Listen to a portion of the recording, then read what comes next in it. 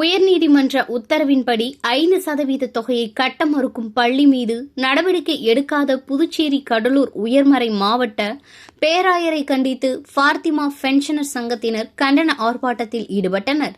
அரசு நிதி உதவி பெறும் பணியில் பணிபுரிந்து ஓய்வு பெற்றவர்களின் பென்ஷன் சம்பந்தமாக உயர்நீதிமன்றம் பிறப்பித்த 2 உத்தரவுகளின் அடிப்படையில் 32 பள்ளிகள் 5% பங்கை செலுத்தும் நிலையில் ஃபாத்திமா மேல்நிலைப் பள்ளி மட்டும் சட்டத்தையும் உயர்நீதிமன்ற ஆணையையும் நிறைவேற்ற மறுத்து சட்டவிரோதமாக செயல்பட்டு வருகிறது.